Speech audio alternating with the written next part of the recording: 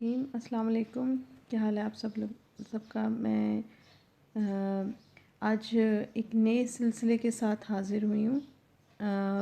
मैं एक्चुअली काफ़ी अरसे से एक बुक का नाम सुन रही थी, न्यूटन्स प्रिंकिपिया मतलब mathematical principles of natural philosophy, और मतलब मुख्तलिफ़ किस्म के जो अच्छे जो हमारे साइंटिस्ट्स हैं, जब उनके लेक्चर्स में सुनती थी तो वो एक ही बुक का ज़िक्र करते रहे हैं, और अभी भी फ़ॉरेन यूनिवर्सिटीज़ में इस बुक को पढ़ाया जाता है एज अ कोर्स। तो मैंने कहा कि चलो इस बुक को चेक करते हैं, देखते हैं कि किस तरह का, मतलब इस बुक को भी पढ़ना चाहिए क्योंकि इसके बारे में बहुत सुनने में आया है। तो ये जो न्यूटन्स की सर आइज़ैक न्यूटन, आपको नाम तो बहुत सुना होगा, न्यूटन के 3 लॉज, और उसी तरह से न्यूटन का यूनिवर्सल लॉ ऑफ ग्रेविटेशन और न्यूटन रिंग्स के बारे में, और इसके अलावा भी और कितना ही न्यूटन ने अपनी लाइफ में जो है वो काम किया है। ये आपके पास एक अमेरिकन कोई एक ऑथर हैं, मुझे अभी इस टाइम पर उनके मेरे जहन में उनका नाम नहीं है। उन्होंने एक बुक अपनी जो है वो पब्लिश की थी कि 100 influential personalities all over the world. तो उसमें सबसे पहली पर्सनालिटी तो ज़ाहिर सी बात है हमारे हज़रत मोहम्मद सल्लल्लाहु अलैहि वसल्लम है। उसके बाद जो सेकंड नंबर पे जो इन्फ्लुएंशियल पर्सनालिटी जो उन्होंने क्या कहते हैं वहाँ पर मेंशन की, वो सर आइज़ैक न्यूटन की है। तो सर आइज़ैक न्यूटन की ये बुक जो उन्होंने ख़ुद तहरीर की है अपने ज़माने में, अपने टाइम पर, तो इसको पढ़ना और उस वक्त की लैंग्वेज को पढ़ना, और जिस टाइम पर मैंने इस बुक को पढ़ना स्टार्ट किया, इसको जब मैंने टाइम देना स्टार्ट किया, तो मुझे अंदाज़ा हुआ कि ये कितनी ही बेनिफिशियल और कितनी ही खूबसूरत किताब है। तो इसलिए फिर मैंने सोचा कि इसके ऊपर भी एक वीडियो बनाते हैं। और जैसे जैसे मैं अभी फ़िलहाल तो मैंने इसे स्टार्ट किया है, क्योंकि ये आप समझ लें कि पूरी की पूरी फ़िज़िक्स, इसको फादर ऑफ फ़िज़िक्स जो हैं ये सर आइज़ैक न्यूटन को फादर ऑफ फ़िज़िक्स भी कहा जाता है। तो ऐसे ही नहीं कहा जाता, वाकई में पूरी की पूरी फ़िज़िक्स का जो निचोड़ है, जो एसेंस है जो फ़िज़िक्स का, वो इस बुक में आपको नज़र आएगा। तो इस बुक के ऊपर रिव्यू, मैं अपने आप को तो इस काबिल नहीं समझती कि मैं इसके ऊपर प्रॉपरली रिव्यू कर सकूं, क्योंकि मेरी नॉलेज बहुत बहुत बहुत महदूद है पाकिस्तान जैसे मुल्क में रहते हुए। और यहाँ पर बहुत ही हमारी जो रिसोर्सेज हैं वो बहुत ही लिमिटेड हैं। इन लिमिटेड रिसोर्सेज में जो है वो रहकर पढ़ना और आगे लेके आना इस चीज़ को बहुत मुश्किल काम है। लेकिन मैंने एक स्टेप जो है वो उठाया है इस सिलसिले में। तो आई होप सो कि आपको भी इस चीज़ का जो है वो इस चीज़ में इंटरेस्ट पैदा होगा, और आप भी इस चीज़ को सर्च करेंगे और आप भी इसको पढ़ने की कोशिश करेंगे। मैं अपनी तरफ से इस चीज़ को बहुत रिकमेंड करूँगी स्टूडेंट्स को कि अगर उनके पास टाइम निकले या मतलब वो मैनेज कर सकें, तो वो इस बुक को ज़रूर ज़रूर ज़रूर पढ़ें अपने कॉन्सेप्ट्स को क्लियर करने के लिए। आपको बहुत मज़ा आएगा, बहुत ही ज़्यादा। तो इसको जब मैंने स्क्रॉल किया तो ये कुछ इस तरह की, ये उस ज़माने के पेजेस हैं।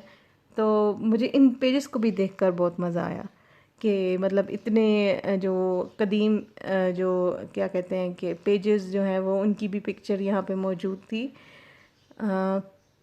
इसके बाद फिर बहुत सारे क्या कहते हैं ब्लैंक पेजेस आए, एंड देन उसके बाद ये मेरे पास अमेरिकन एडिशन है, और ये किसी लाइब्रेरी में के लिए लिया गया है, और ये इस बुक का आई थिंक कोई फ़ोटोकॉपी है जो कि यहाँ पर इन्होंने गूगल के ट्रेडमार्क के साथ अपलोड किया हुआ है। ठीक है, तो अब जब हम इसको स्टार्ट लेते हैं तो उसमें सबसे पहले डेडिकेशन आ जाती है टीचर्स ऑफ नॉर्मल स्कूल के बारे में, जेंटल मतलब के बारे में जो है वो उनके साथ वो मुखातिब होकर बात करते हैं। उसके बाद फिर इस ये जो अमेरिकन एडिशन है ये प्रिंकिपिया का, तो इसके बारे में जो है वो सारा इंट्रोडक्शन आ जाता है।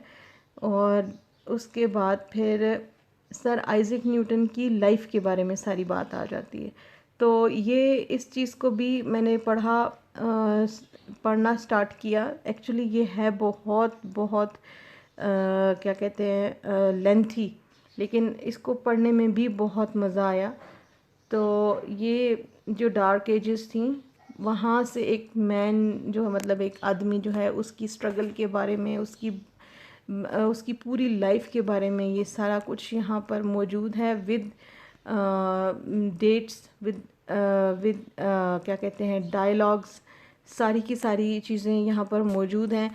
और इसको जिस टाइम पर मैंने स्क्रॉल किया तो स्क्रॉल करते करते करते आप लोग भी शायद देख देख के थक जाएंगे कि मैं इसको एक्चुअली मैं अगर चाहती तो मैं बहुत स्मार्ट तरीके से इसको स्क्रॉल करके पेज जो है अपना जो जिस पेज के ऊपर मैं जाना चाह रही हूँ उस पेज को मैं के ऊपर मैं जा सकती थी, लेकिन मैं चाह रही हूँ कि आप लोगों को ये पूरे का पूरा नज़र आए, आपको ये दिखाई दे कि ये किस तरह से एक जो है वो सारी की सारी चीज़ कंपोज हुई है और किस तरह से ये लिखा हुआ है। और ये सारा ये अब 31 पेज के ऊपर हूँ मैं यहाँ पर 31 पे, लेकिन बुक का जो है वो 22 पेज है। उसके बाद फिर ये सारी की सारी सर आइज़ैक न्यूटन की लाइफ के बारे में, उनके वाक़यात, उनकी पब्लिकेशंस, उनका जितना भी वर्क है, क्योंकि वो फ़िलोसोफ़र भी थे, वो फिज़िसिस्ट भी थे, वो मैथमेटिशियन भी थे। इसके अलावा और भी उनकी बहुत सारी अचीवमेंट्स हैं। तो वो सारी की सारी लाइफ हिस्ट्री जो है वो इसमें मौजूद है।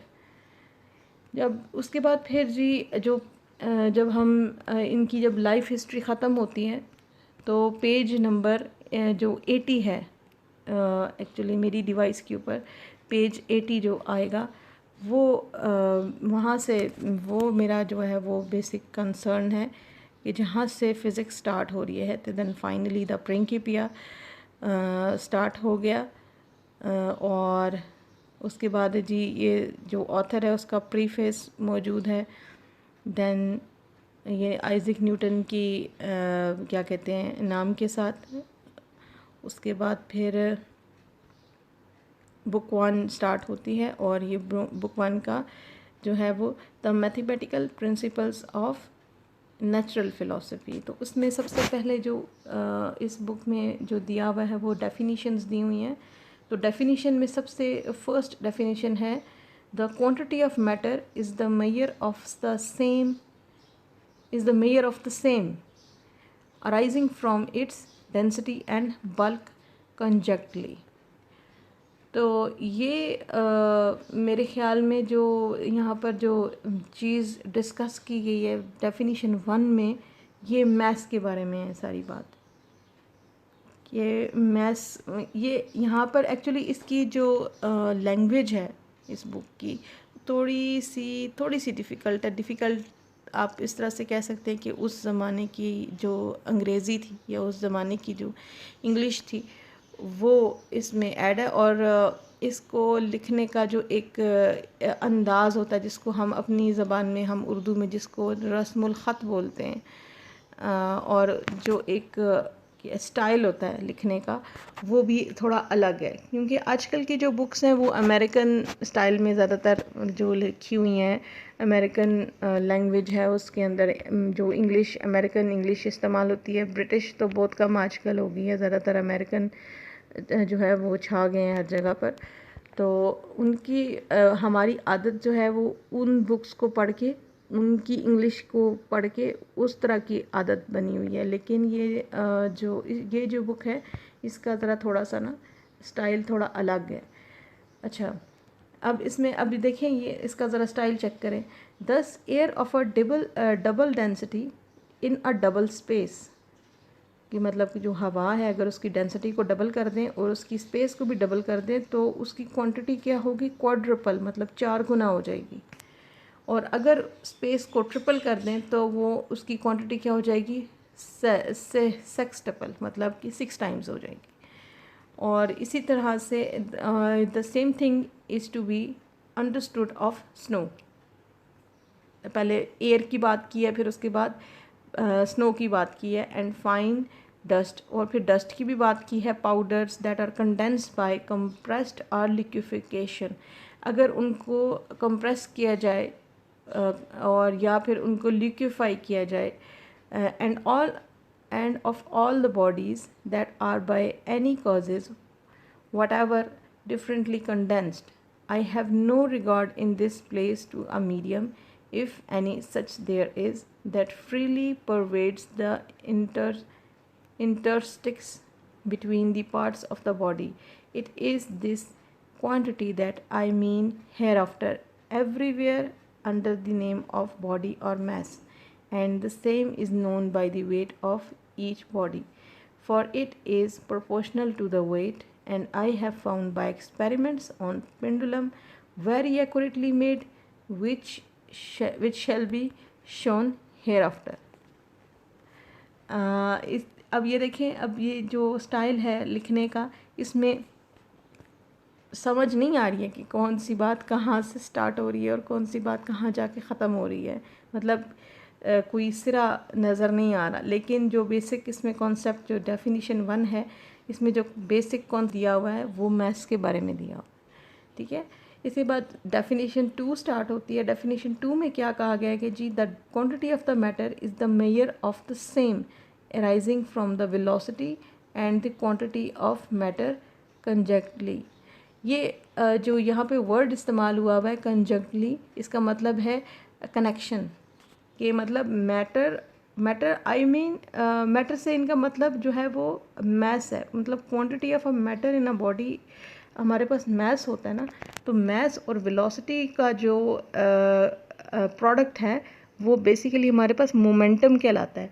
तो ये जो डेफिनेशन 2 है, ये मोमेंटम की डेफिनेशन यहाँ पे दी हुई है कि क्वांटिटी ऑफ मोशन, बेसिकली हम जो मोमेंटम है, जो मोमेंटम की जो क्वांटिटी है, जब हम उससे डिफ़ाइन करते हैं तो वो हमारे पास, हम उसको कहते हैं ना कि the quantity of a motion in a body is called its momentum.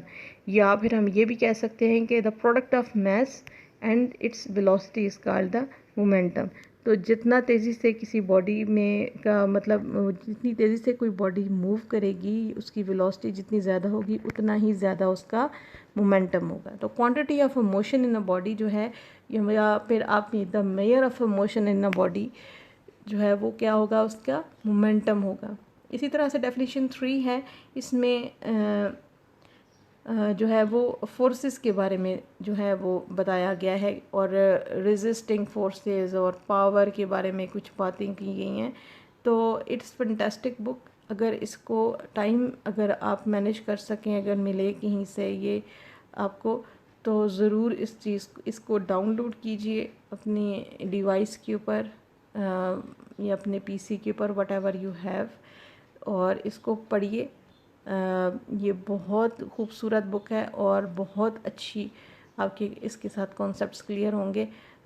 इसको बहुत गौर से पढ़ना पड़ेगा, बहुत टाइम निकाल के, बहुत कंसंट्रेशन के साथ, लेकिन आपको मेरा दावा है बहुत मज़ा आएगा, क्योंकि मैंने तो इसको बहुत इन्जॉय किया है। और मैं अभी जो है वो स्टार्टिंग में ही हूँ, तो मैंने रिव्यू वीडियो बना दी इसके ऊपर। अभी हो सकता है शायद मेरी कुछ और वीडियोस भी आएँ, जैसे जैसे मैं इसको आगे स्टडी करती जाऊंगी तो मैं इसके ऊपर और भी वीडियोस बनाऊंगी। आई होप सो कि आपको आज की वीडियो पसंद आई होगी। नेक्स्ट टाइम के लिए अल्लाह हाफिज़, थैंक्स फॉर वॉचिंग।